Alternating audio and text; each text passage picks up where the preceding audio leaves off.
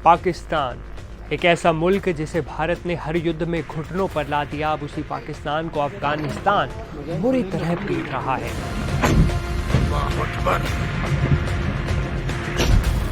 क्या आपने कभी सोचा था कि अफगानिस्तान पाकिस्तान की खटिया खड़ी कर देगा? खबर चौंकाने वाली है। 58 पाकिस्तानी सैनिक ढेर कर दिए गए और ये दावा किया है पाकिस्तान के सबसे करीबी पड़ोसी अफगानिस्तान ने। भारत से पिटने वाला पाकिस्तान अब अफगानिस्तान से भी बार बार मार खा रहा है। क्यों हुआ ये खूनी खेल? क्या है ISIS और TTP का कनेक्शन? और क्यों पाकिस्तान अपनी ही बर्बादी की स्क्रिप्ट लिख रहा है?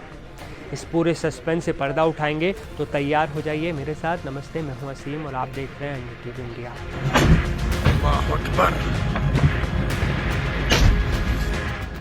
डूरंड लाइन पर बीती रात जो हुआ वो सिर्फ गोलीबारी नहीं बल्कि पाकिस्तान की सालों पुरानी दोहरी नीति का भयंकर जवाब है। संघर्ष तब शुरू हुआ जब पाकिस्तान ने काबुल में TTP के ठिकानों पर हवाई हमले किए, लेकिन अफगानिस्तान का जवाब पाकिस्तान के लिए किसी सदमे से कम नहीं था। तालिबान प्रवक्ता ज़बीहुल्लाह मुजाहिद ने दावा किया है कि उनकी सेना की कार्रवाई में 58 पाकिस्तानी सैनिक मारे गए और 30 घायल हुए। साथ ही बड़े पैमाने पर पाकिस्तानी हथियार भी अफगान बलों के कब्जे में आ गए, जबकि अफगान सेना को भी 20 से ज़्यादा जवानों का नुकसान उठाना पड़ा।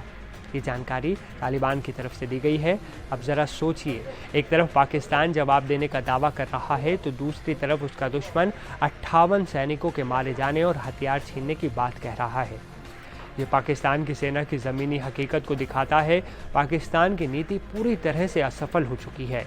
ये सिर्फ सीमा विवाद नहीं है, ये आरोपों का खुला खेल है।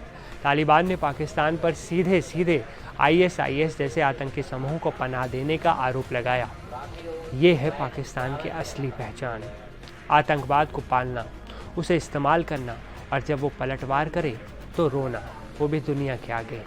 सालों तक भारत को बदनाम करने वाला पाकिस्तान आज खुद दुनिया के सामने बेनकाब हो चुका है और हर दिन अब उसे ये दर्द झेलना पड़ रहा है। सबसे बड़ा सस्पेंस यहाँ ये है कि ये भिड़ंत तब हुई जब अफगानिस्तान के विदेश मंत्री भारत के दौरे पर थे।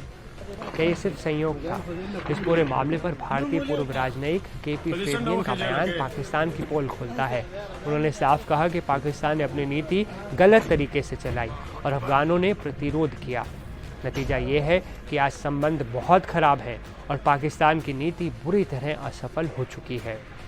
फेबियन ने यह भी कहा कि अब अफगानिस्तान भारत के साथ संबंध मजबूत करना चाहता है और ये स्वाभाविक है कि पाकिस्तान इस बात से असहज महसूस करे। यानी पाकिस्तान को चारों तरफ से निराशा ही हाथ लग रही है। भारत तो पहले ही हाथ से निकल चुका था, अब अफगानिस्तान भी भारत के साथ दोस्ती बढ़ा रहा है, जिससे पाकिस्तान की टेंशन कई गुना बढ़ गई है। पाकिस्तान और अफगानिस्तान के बीच का संघर्ष भले ही कतर और सऊदी अरब के अनुरोध पर रुक गया हो, लेकिन तनाव अब भी चरम पर है। अफगान रक्षा मंत्रालय ने पाकिस्तान को खुली चेतावनी दे दी है। उन्होंने कहा कि अगर दुश्मन ने फिर ऐसा किया तो हमारी सेना मजबूती से जवाब देना अच्छी तरह जानती है। इसी तरह भारत दौरे पर आए अफगानिस्तान के विदेश मंत्री आमिर खान मुत्तकी ने दावा किया कि पाकिस्तान को उसके किए की सज़ा दे दी गई है और उसी की भाषा में उसे जवाब दे दिया गया है। पाकिस्तानी आवाम और पाकिस्तानी सियासत के साथ हमारा कोई मुश्किल नहीं है।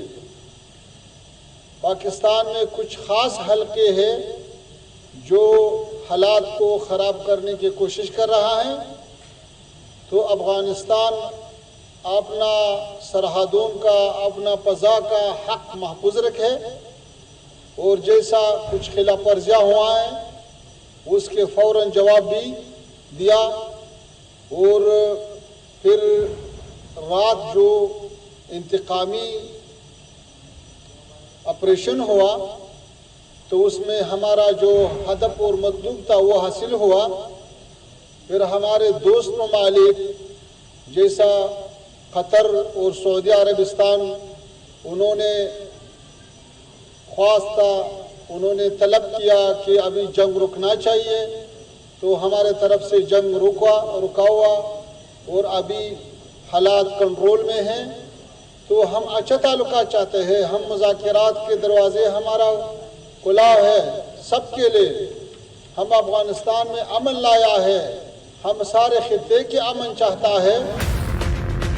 उधर पाकिस्तान के सुरक्षा सूत्र कहते हैं कि उन्होंने पूरी ताकत से जवाब दिया, लेकिन तालिबान का दावा है कि उन्होंने 3 पाकिस्तानी चौकियों पर कब्जा कर दिया।